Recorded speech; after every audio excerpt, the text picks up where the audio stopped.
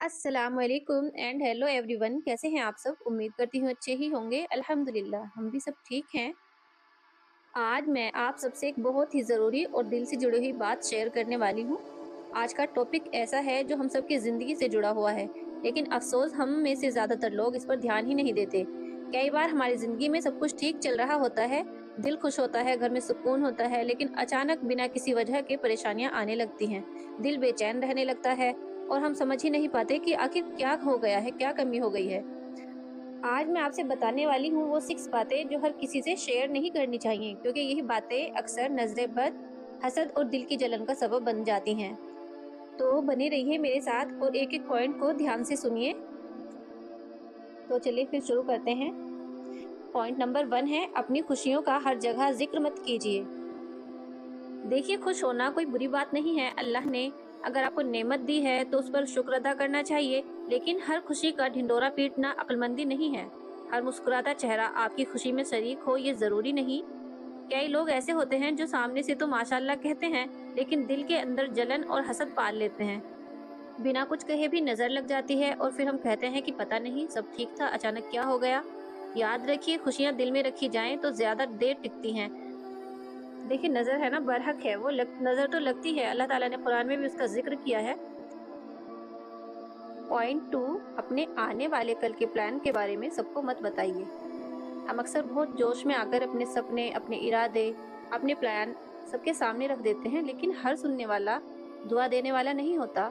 कुछ लोग आपकी बातें सुनकर खामोशी से निगेटिव सोच लेते हैं और वो निगेटिविटी आपके रास्ते में रुकावट बन जाती है। बेहतर ये है कि जब तक आपका काम पूरा ना हो जाए, खामोशी इख्तियार की जाए। फिर जब आपका काम हो जाए, अल्लाह ताला आपको कामयाबी दे दे, फिर अल्लाह का शुक्र अदा कीजिए, तब आप दूसरों से बता सकते हैं। लेकिन प्लानिंग के वक्त बताना अवॉइड करें, बल्कि ज़िक्र भी ना करें। पॉइंट 3, अपने घर और रिश्तों की अंदर की बातें बाहर मत निकालिए। घर की बातें घर में ही अच्छी लगती हैं, जैसे मियाँ बीवी के बीच की बातें हों या सास बहू के मामूली झगड़े या घर की टेंशन अगर बाहर निकल गई तो बात बढ़ जाती है। अगर आप किसी से अपना दर्द बांट रहे हैं ना, कल वही इंसान आपकी बातों को गलत तरीके से पेश कर सकता है। नजरें बद सिर्फ आंख से नहीं लगती, बातों से भी लग जाती है। पॉइंट 4, अपनी कमजोरी हर किसी के सामने मत रखिए। देखिए, हर किसी के सामने ना अपने दुख का रोना आपको कमजोर बनाता है। दुनिया में बहुत कम लोग ऐसे होते हैं जो दिल से दर्द समझते हैं। बाकी लोग या तो मजाक उड़ाते हैं या बातों को फैला देते हैं। देखिए, आप किसी भी बात को लेकर अगर परेशान हैं, टेंशन में हैं, तो अपना दुख ना किसी के सामने कहने के बजाय आप सिर्फ अपने अल्लाह के सामने रोएं, अल्लाह से बातें करें, तो आपके दिल को भी सुकून मिलेगा और आपकी बातें फैलेंगी भी नहीं। और देखिए, अल्लाह ही हर चीज़ का हल निकालने वाला है, हर चीज़ को मुश्किल, हमारी जो भी मुश्किल है उसको आसान करने वाला है। तो क्या फ़ायदा हमें दुनिया के सामने रोकर, तो अल्लाह के सामने रोएं। पॉइंट 5, अपनी रोज़ी और पैसे की बातें छुपा कर रखिए। आप कितना कमाते हैं, कितना खर्च करते हैं, कितना जमा करते हैं? ये सवाल ना बहुत लोग करते हैं, लेकिन हर सवाल का जवाब देना ज़रूरी नहीं होता। और ना पैसों की बातें या तो नज़र का सबब बनती हैं या फिर लोगों की उम्मीदों का बोझ। बेहतर है कि अपनी रोज़ी को अल्लाह की अमानत समझकर खामोशी से संभालिए। पॉइंट 6, हर किसी पर भरोसा करना सीखिए, लेकिन सोच समझकर। देखिए, हर मीठा बोल बोलने वाला आपका अपना नहीं होता। कुछ लोग ना दोस्त बनकर आपकी बातें निकालते हैं और सही वक्त आने पर उन्हें आपके खिलाफ इस्तेमाल करते हैं। कम बोलिए, कम दिखाइए और अल्लाह पर पूरा भरोसा रखिए। देखिए, एक माँ को ना अपने बच्चों को भी नज़र बद से बचाने के लिए बहुत एहतियात की ज़रूरत होती है। होता ये है कि आपका बच्चा बिल्कुल ठीक होता है, हंसता है, खेलता है, पढ़ाई में भी अच्छा चलता है, लेकिन अचानक बिना किसी वजह के वो चिड़चिड़ा होने लगता है, बीमार बीमार सा रहने लगता है, पढ़ाई में दिल नहीं लगता, जो भी याद करता है भूलने लगता है। फिर हमारे माइंड में आता है कि अचानक क्या हो गया, पहले तो बच्चा बहुत तेज था, अब पता नहीं क्या ऐसा हो गया। लेकिन हर बार ये बच्चे की लापरवाही नहीं होती। कभी कभी बच्चा सबकी नज़रों में आ जाता है। लोग कहते हैं इतना छोटा है फिर भी इतना होशियार है। ये बातें सुनने में अच्छी लगती हैं, लेकिन हर तारीफ फायदे वाली नहीं होती।